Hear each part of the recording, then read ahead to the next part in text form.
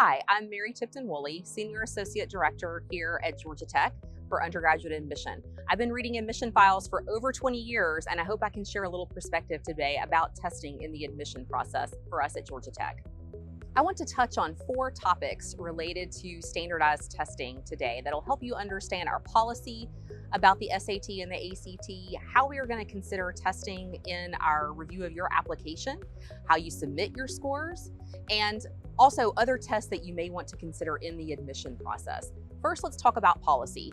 Georgia Tech, like all schools that are a part of the University System of Georgia, will require the SAT or the ACT.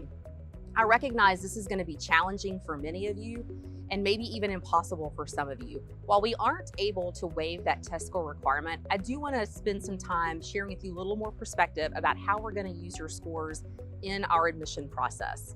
So first, let's talk about how we're going to review scores in our process. Test scores are like a ticket into a race. They're required to get you there, but that day in and day out work that you've put in your high school, in the courses that you've chosen to take, in your performance in those classes, they mean so much more in the outcome of your admission decision than that test score that just happened on one day, one time. So a common question from students is, what are the minimum test scores required for admission? In a holistic review process, we don't have minimum test scores. A student who has a strong academic record and a strong record of contribution to their school and their community should never be discouraged from applying to Georgia Tech. Their likelihood of admission is going to be much more favorable than someone who has a weak academic record and a weak record of involvement, but strong test scores. You'll probably want to know when and how you should submit test scores to us.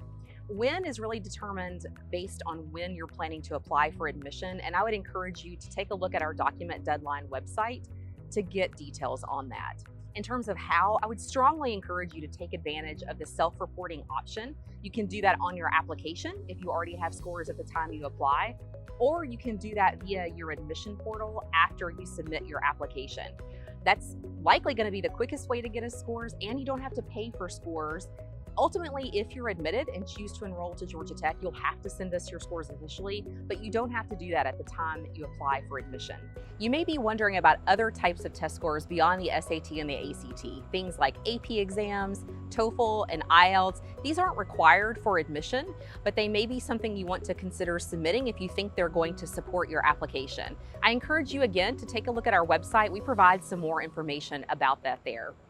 Finally, I'm really looking forward to getting to know you when you apply. I'm curious to know how you've done in high school, which courses you've liked, which ones you haven't liked so much, how you've been involved in your school and community. Test scores are one small part of this process, and I would really encourage you to keep that in perspective as you wander through the application process with us here at Georgia Tech.